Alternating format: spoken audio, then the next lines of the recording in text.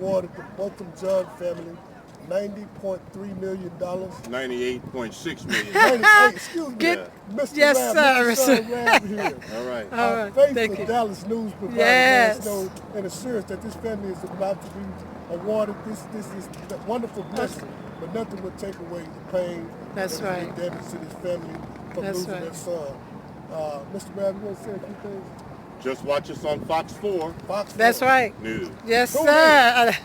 All right, my brother. All right.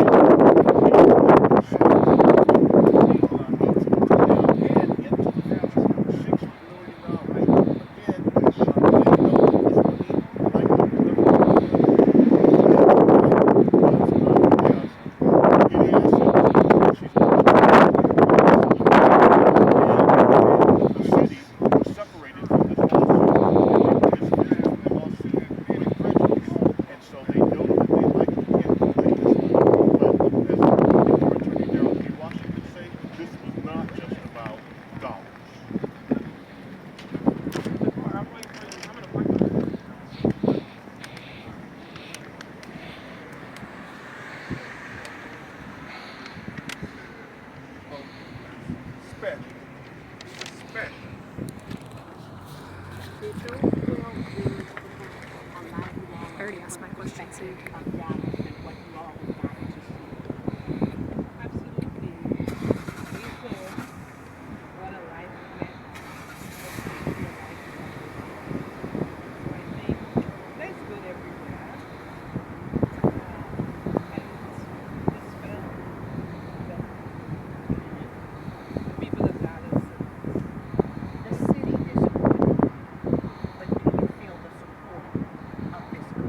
Absolutely. I feel the support of the Dallas community.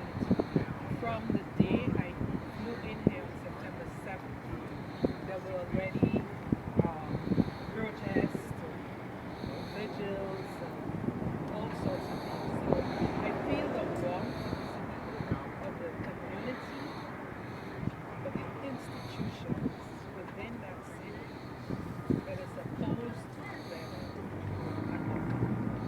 You know, I always ask the city leaders, the mayor, the city council members, I ask them the question,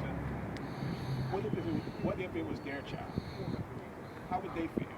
Would they have that same emotion about the situation? That's the question we always want to answer, because not one city council member have come out here to talk to this family, and that would have meant a whole lot to this family. Can you explain? And I would say this, she asked a profound question. It's as if this mayor and the city leadership could learn a lot from the jurors, the citizens of Dallas, because they treated this family much more kindly than the city leadership has. Can you explain? I know you have turned Bo's legacy into something that is impacting people across the world. If you do come into any money at any point from this woman, what are the plans for that money? Well, the Botham Judge Foundation has been established now. It's 5 years, and we continue to give back to our country, to Dallas, to New York. We give scholarships to students who are not as privileged. We've given skills training to young ladies, young men.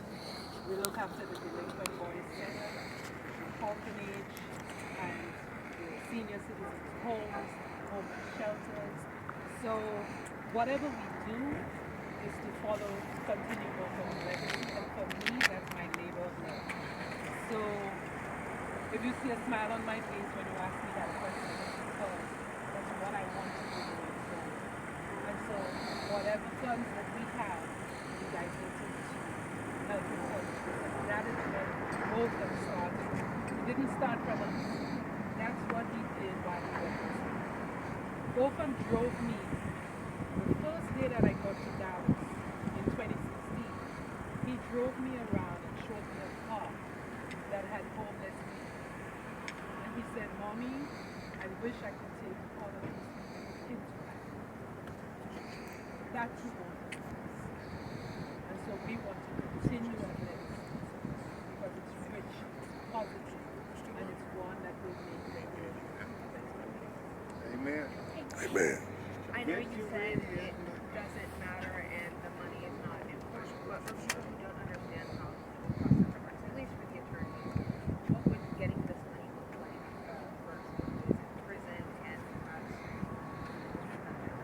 She didn't even have an attorney. She says she doesn't have money. So how does that work? And again, we want to make sure that Amber Geiger is released from prison, that Amber Geiger is not going to have a life that she's going to be able to, she's not going to have a normal life, right? She's not going to be able to capitalize on anything that she may have gotten from this case. So again, we say it over and over, the family understands. This is just part of the process that the family understood that we needed to go through. The thing that Bertram and Miss Allison said is that they never want another mother or father that has to ever deal with what they had to go through. And they understand that if they didn't finish this fight, then they would have not been doing what Bo wanted them to do to protect other people. But just a housekeeping thing, like literally, how does it work? She has to tell someone how much money she has and if she's ever access to her checking account. I don't know. I'm just thinking how does this work? Let me just say this, and I really don't want to get into this, but let me just say this. I would really have to think second. I have to think long and hard before I want to be a police officer with the city of Dallas if they did me the way they do their officers. I mean, so to not provide a legal defense, I think every police officer should really be concerned. When they put their lives on the line, how much is the city of Dallas going to really protect them? And I think this Amber Geiger case shows that when it comes down to it, the city of Dallas is only concerned about the city of Dallas. They're not even concerned about their police officers. On that note, sorry, but I know you talked a lot about expressing disappointment in city leadership. You kind of just touched on it, but are there any other policies or practices that you want to see Dallas change that you saw in this case that you think are particularly necessary to change? Like we said over and over, the city needs to be vicariously liable for the acts of its employees. That law needs to change.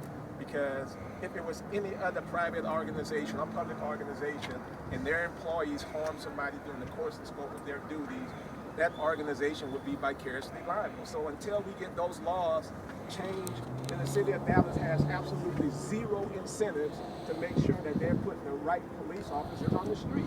Because they understand that they can put a bad police officer on the street, that police officer harms someone's child, and they have zero accountability. So with zero accountability, there's no incentive for them to change. And to bring it even closer to home, you know, there's no deterrence here.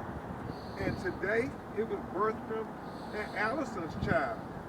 What happens next time when it's your child? That's why you should hold the leadership accountable in this matter. It's just sad because you can see it happening to another child of Dallas unless there's some deterrence in it. And last year, a month or so after Bolton's death, we had the same thing happen in Fort Worth. Miss Jefferson was at her home, and she was killed at her home. She wasn't committing a crime or anything. So that continues to happen, but again, it's not going to stop until we hold these municipalities fully accountable. So there's no way to make any type of bad thing claim against You can keep appealing. However, you know, the lawyers are going to do everything within our power that we can do. But really, this becomes a challenge for all of us being co-counsels for both. Go to your mayor, go to city council meeting, and say, we demand more from you. We expect more from you. Don't try to sweep it under the rug, try to act as if both of them life didn't matter. It mattered. Don't try to look away from both of them. Look at him and show leadership. Well, in Maryland and North Texas, voters have now told the city of Dallas they've got to hire 900 more. Right. Does that terrify you?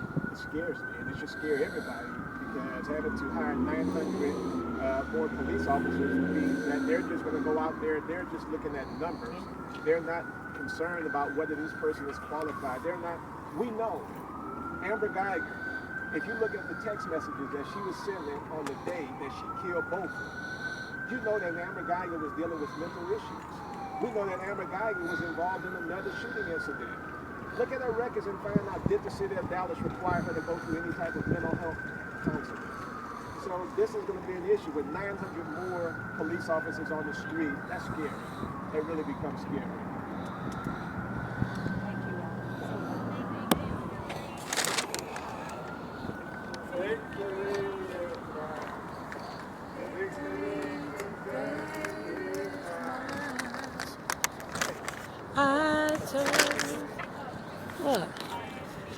Okay, this is E-Love, the game coach, live with Yo Streets Mag TV and the For Real TV talk show outside of Darrell Capital Federal Building, where there has been a judgment issued to the family of Botham Jean, a young black American who was murdered here in the city of Dallas in his apartment by a Dallas police officer, Mrs. Amber Geiger. A jury has decided to hold the city of Dallas and this particular officer accountable in a lawsuit, and has awarded the family and their estate over $60 million. Yet there's more to come from this story, and we're glad to be able to bring you guys footage and some information regarding this from Yo Streets Mag TV, For Real TV talk show. Thank you.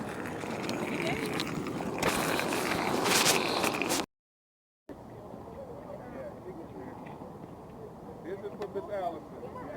Victory is mine. Victory